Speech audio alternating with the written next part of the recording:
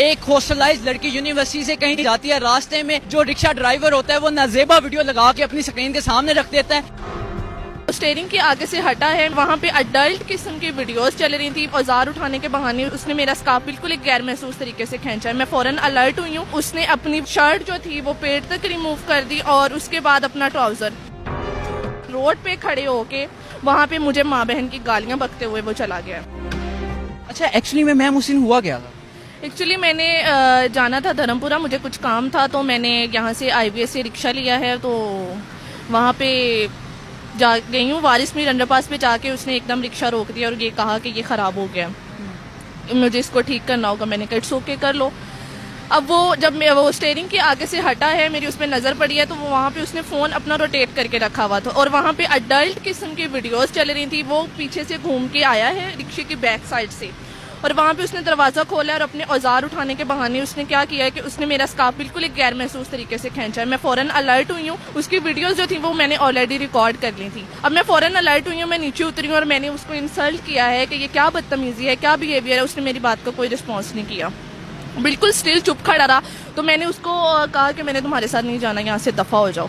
उसने फिर भी वो चुप रहा, उस बंदे ने मुझे कोई रिस्पॉन्स नहीं किया। मैं साइड पे खड़ी हो गई, मैंने एक दो लोगों को रोकने की कोशिश की, बट वो मसरूफ तरीन रोड है, वहाँ पे कोई भी नहीं रुका। वहाँ पे एक सडनली एक ऑटो रुका है पीछे से आके, तो वो जब तक वो पीछे था वो उसको नज़र नहीं आ रहा था, तो उसने क्या किया कि वो रिक्शे की ओट लेके उसने, वो इतना कोई घटिया इंसान था, मैं उसको एक्सप्लेन नहीं कर पा रही बिल्कुल भी। मेरी वो कैफियत अभी भी वही हो जाती है उस सारे सीन को इमेजिन करके कि उसने अपनी वो शर्ट जो थी वो पेट तक रिमूव कर दी और उसके बाद अपना ट्राउज़र, वो बिल्कुल एक हैवान बनने के वो बिल्कुल तैयार था वो उस टाइम। लेकिन मेरी जो फर्स्ट प्रायोरिटी थी वो थी वहाँ से निकलना।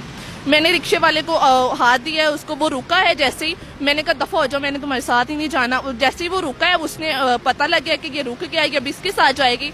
उसने अपने ऑटो का दरवाज़ा ज़ोर से बंद किया है। वहाँ अंडरपास पे रोड पे खड़े होके वहाँ पे मुझे माँ बहन की गालियाँ बकते हुए वो चला गया। वो रिक्शे वाला? जी बिल्कुल। गालियाँ तो उसका बनता नहीं था वैसे। गालियाँ तो उसका बनता नहीं था, लेकिन उसको ये कि मेरे हथे नहीं चढ़ रही या मुझे वो रिस्पॉन्स नहीं कर रही, इस वजह से बस उसको वो जो भी उसकी जहनी वो गंदगी थी वो बाहर तो आनी थी वो। अच्छा मैम, बाद में ये हुआ कि आपने उनकी वीडियो बना ली और उसके बाद रिक्शे के खिलाफ FIR, आपको FIR करवाने में बहुत मसला हुआ? जी बिल्कुल, डेफिनेटली, क्योंकि हमारा जो सिस्टम है वो इस तरह से है कि वो हमारी जो सोसाइटी है उनके भी बस नॉर्मल सी बात है, हो गया बचत हो गई, चुप कर जाओ। लेकिन बेसिकली मसला ये है कि हम लोग इसके खिलाफ आवाज़ उठाते नहीं हैं। अगर 3-4 लड़कियां या इस तरह वोमेन्स खड़ी हो जाएं इस इशू को लेके, कि नॉर्मल इशू तो बिल्कुल भी नहीं है, तो मेरे ख्याल में फिर हो सकता है फिर उसके बाद जब मीडिया पे मैंने ये बात उस पर किया है ताकि थोड़ा सा अवेयरनेस आए, तब मीडिया प्रेशर की वजह से FIR हुई है।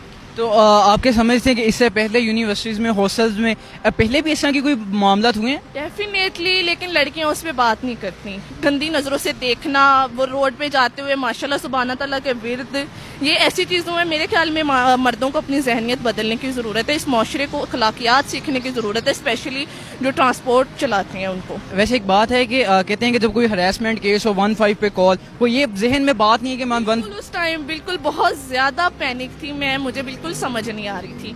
बस मुझे जितना मैंने फ़ौरन अपनी मामा को इन्फॉर्म किया था इस बारे में, उन्होंने कहा इसकी रिकॉर्डिंग करो, लेकिन मुझे ये नहीं पता था कि उसके वो इतना वो रिक्शे का नंबर भी मैटर करेगा। लेकिन मुझसे जितनी हो सकी मैंने किया, उसके बाद मैं फ़ौरन वहाँ से निकल गई हूँ। तो घर वालों ने कहा नहीं? आजकल तो हमारा देखता है कि अगर कोई बेटी अपने घर वालों को कहती है कि अम्मा मेरे साथ ये मामला या बाबा मेरे साथ मामला हो, वो दबा देते हैं बात, वो कहते हैं छोड़ो कोई मसला नहीं, हमारी इज्जत का सवाल है। तो उन्होंने नहीं कहा कि इस पर FIR ना करवाओ? नहीं, बिल्कुल, मेरी मामा बहुत ज़्यादा सपोर्टिव हैं, तो उन्होंने बिल्कुल मुझे कहा है कि इसके मतलब डर जाओ, मुझे कोई इशू नहीं है, कुछ भी होता है उस बंदे को।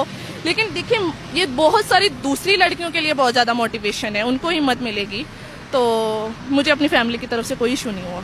अब लाहौर के कौन से थाने में आपने रिपोर्ट दर्ज करवाई है? थाना मुस्लिम टाउन में। थाना मुस्लिम टाउन? जी। और उसकी जो मुद्दई आप में खुद हैं? जी बिल्कुल, मैं खुद हूँ। और कौन सी दफ़ा लगी है, कुछ मालूमात है आपको? इसके बाद नहीं, मुझे इस बारे में इन्फॉर्मेशन है। और क्या कहते हैं कि प्रोसीडिंग हो रही है इस पे? जी बिल्कुल, उन्होंने कहा तो है कि प्रोसीडिंग हो रही है, हम CCTV फुटेज की मदद से उसको वो सर्च कर रहे हैं, इंशाल्लाह अल्लाह करे मिल जाए। और आखिर में हमारे देखने वालों को कोई बात करना चाहिए, कोई पैगाम देना चाहिए, तो वो क्या होगा?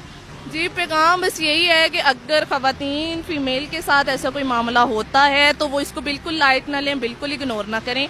वो इस बारे में अपने पेरेंट्स को प्रॉपर एतमाद में लें और पेरेंट्स से मेरी गुजारिश है कि अपनी बच्चियों को कॉन्फिडेंट करें और बिल्कुल इस बात पे उनके साथ स्टैंड लें।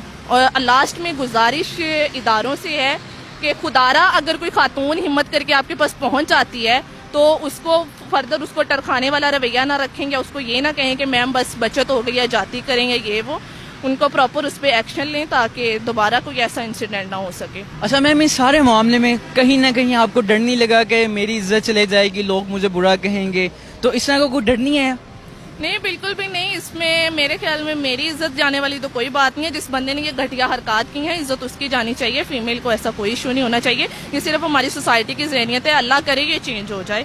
क्योंकि हमारे मुआशरे का अलमिया है कि अगर लड़की ना भी गुनाहगार हो या फिर वो ना भी कसूर हो तो वो कसूरवार हमेशा लड़की ठहराई जाती है। फिर माशरे को अपनी जहनियत बदलने की ज़रूरत है ना। वो खवातीन को प्रोटेक्ट करें, इदारे प्रोटेक्ट करें।